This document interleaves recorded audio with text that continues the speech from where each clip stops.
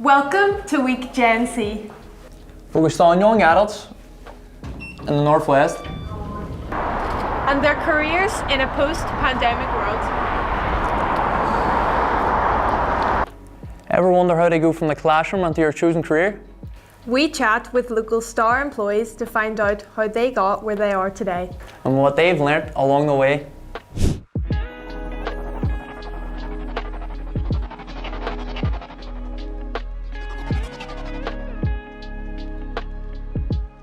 So, can I just first ask you to introduce yourself and just tell us a bit about what you do?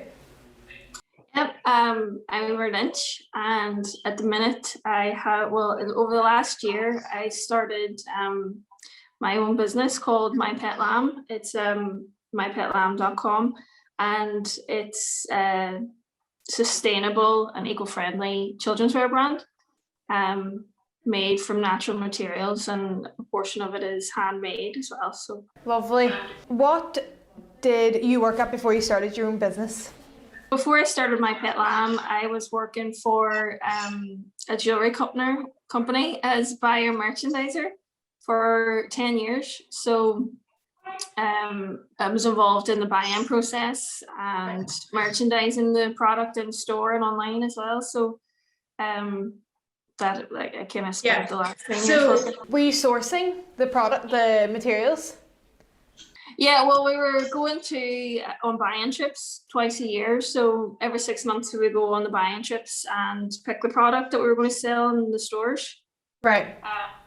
And how does that differ from now when obviously you're using sustainable and eco-friendly materials? I'm sure there's a big difference. There is a huge difference, yeah. And it's kind of part of the reason why I decided to start my own business was because we were flying out to the Far East twice a year, and we were sourcing some product that was inevitably going to end up in landfill, like some of the costume pieces particularly. And it just kind of was thinking, do we necessarily need to buy product from the Far East, ship it across the globe, and then for it inevitably to end up in landfill with usually quite difficult materials to recycle? Yes. So the process is entirely different now, particularly with the handmade collection, because obviously it's a lot more locally sourced. The time scale is a little bit different as well. But when you consider the impact that it has being locally made and handmade in a slow fashion using really high quality materials, like the lead time isn't as huge when you consider that some of the stuff coming from the Far East, although the cost price would be a lot cheaper, that will come at an expense, either the material that's being used or the processes of manufacturing, to get it at such a cheap price. Yeah. There's a cost somewhere else, you're either paying the labor force really little, or you're mass producing it and making it from kind of manufactured, super cheap materials that are usually from petrochemical processes as well. Yeah. And then ultimately more difficult to recycle or reuse later on at the end of the life cycle as well. Whereas the materials I'm using, because they're 100% natural wool or 100% organic cotton, the recycling or reusing process is a lot more easy. Like wool will naturally degrade over time. Okay. What would you say to people who would argue that it's too expensive to purchase one of your products and they would prefer to continue to buy fast fashion? I suppose that's a big thing as well, because fast fashion is affordable for a lot of people, and then that's where with My Pet Lamb we kind of have a mixture of handmade product and also product that's machine knit but using the same natural materials, so that the better option doesn't necessarily always have to mean the more expensive option, because the price point of our products are really quite reasonable. And then as you go into the more slow labor intensive items, then the value added there is the fact that it is handmade and someone has poured hours of time making that, and that's very valuable to some people. But also there's options where it's a reasonable, affordable option, but better than artificial mass produced, shipped across the globe options. Yeah, and seeing that this is a very laborious process, I'm assuming this is not a one-woman show. Do you have a team around you? Yeah, I have a few grannies, expert skills from some people in their 60s, 70s, 80s helping out. So it's incredible, that part of the process as well, to work with people that you wouldn't normally meet within the supply chain process. I mean, there's so much value to people that are maybe traditionally kind of not thought of as integral to the buying process. You know, women in their 60s, 70s, 80s, you don't encounter many of them, especially if you're going to Hong Kong at trade fairs. It's usually men, really rich men in their 40s, 50s, picking a lot of products that are ultimately for women. So it's interesting, and it's fabulous to work with them as well. Yeah, and I've got so much value from them and learned so much already, and it's just, and the fact that they're local as well. Yeah, very rewarding. And am I right in saying currently you're just making clothes for children? No, we have an adult range as well. We have ladies and men's knitwear as well. Very good. Because we started off with the children's, and then, you know, just naturally inquiries came through saying, oh, would you do that in an adult size? And then it's lovely, like there's a big trend in children's wear of mini me, the mums and kids, you know, they like to kind of match, so we have those kind of options as well.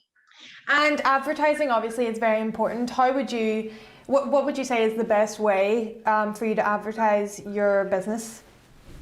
Well, at the minute, most of our kind of marketing is through social media. You know, it's a massive focus on Instagram and Facebook, really, and trying to get that kind of engagement and get a bit of a following.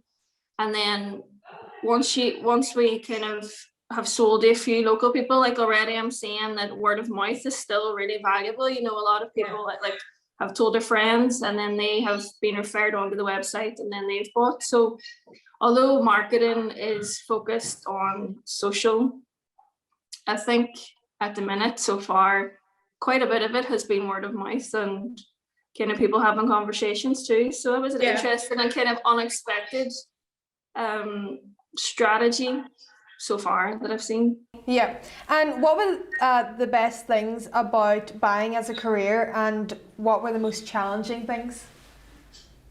Buying is a great career. It's so interesting, especially if you're in buying, you know, you can buy in a multitude of different industries, you know, like catering, food, consumer goods, construction. I was in the lovely field of jewelry buying, so it was a big interest of mine. I come from a architecture and sustainable design background, so it was kind of aesthetically, I loved kind of beautiful things and making them look really nice as well. So it was really rewarding that way, because it kind of, I was using my courses that I had studied in terms of design, and then there was elements within the role of, with merchandising, you were kind of putting together collections and seeing how they would work together and what would sell and what would your hero products. So it was kind of strategizing and working out how to merchandise everything as well. So I just really enjoyed that part of it. I love to, although, you know, going to the Far East doesn't make so much sense in terms of sustainability, it was amazing to go on those buying trips. And the nature of where I worked for the last 10 years, it was a kind of small to medium business. So I was working in head office, and over the 10 years, there were like different waves of redundancies and things. So when those happened and I stayed on, some roles kind of merged together. So, and sometimes, you know, in the nature of a business, you might get pulled from what you normally do day to day and say, look, we have this happening. Can you come and help with the marketing side of things, or store revamps and things like that? So because I had that history in architecture, so I loved, they did a whole sweep of store refits. So I just naturally was really interested in that. So it was great to be involved in that kind of and kind of learn off the job. Yeah, there was so much different facets that you could get involved with. So I suppose it was really great, and such a steep learning curve, and a really great place to learn all those things, because the size of the business lended itself to that, but also they were so flexible about, like, if you had an interest, they'd say, yeah, jump in and get your hands dirty, and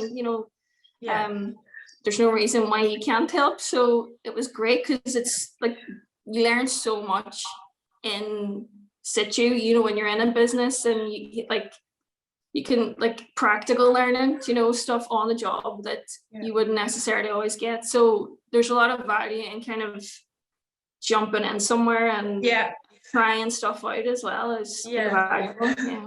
And I suppose that's good to hear from a consumer's point of view, because if they were to buy from your brand, then they would know that they're contributing to that sort of environment where local people are benefiting in terms of their careers. And were you always interested in art and design in school, or how did you get involved in that at the beginning? I've always kind of had a huge interest in art and design, and just loved anything arty or creative.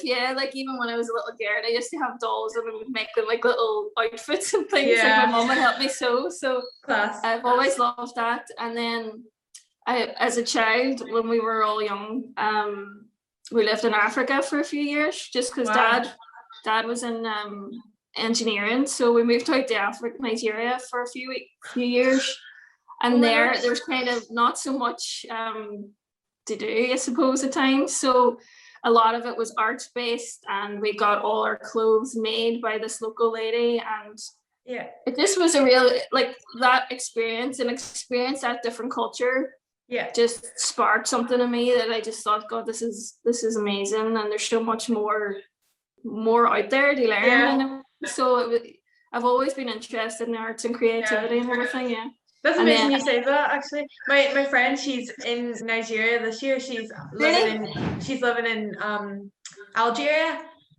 Abuja, and she actually has gotten clothes made in Abuja, and she was showing us beautiful designs. So like, again, the women in Nigeria, they're so incredibly talented, super skilled at what they do. They can make anything. Like, I remember stopping off at the side of the road, and there were women making the most beautiful, colorful jewelry, and it was incredible to see the craft and the skill. And I suppose probably from then you just kind of think, when people can do this and make this with their own hands and their own minds, like, you would pay for that. Like, I would pay for something unique and bespoke and something so creative and well crafted than maybe something that's just mass produced purely for profit. It's more personal. Exactly.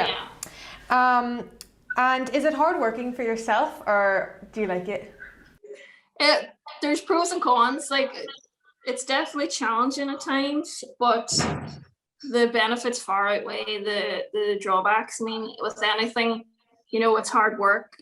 All the responsibility lies on yourself.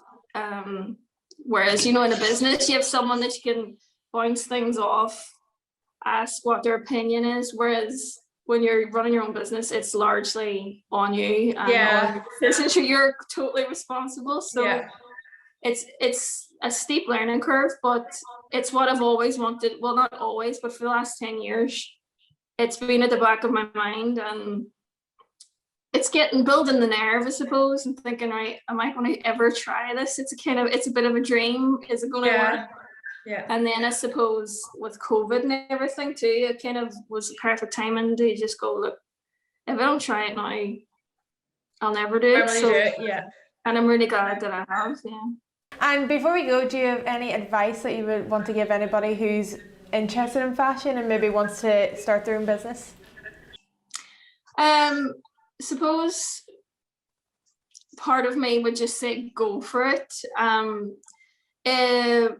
Like I was saying about that small to medium sized business, I think it would be really invaluable to even contact people you admire or brands that you like, and just, like, you never know where one conversation could lead, and get experience from places, because like I have a good background in buying and merchandising and marketing, but you don't know absolutely everything. So Yeah.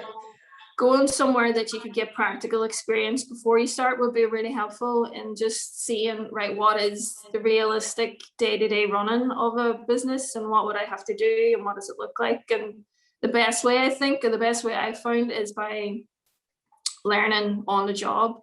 So if you could get in touch with someone that you know or that inspires you, then and get a bit of experience, even if it's going to their workshop or studio for a day and just having that conversation, it would be really good.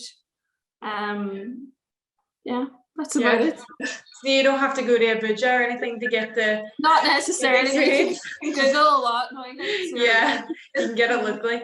Well, thank you so much for talking to No me problem. today. That was really interesting, and it was lovely to meet you. You too. Thanks so much. Bye, Aimear. Bye.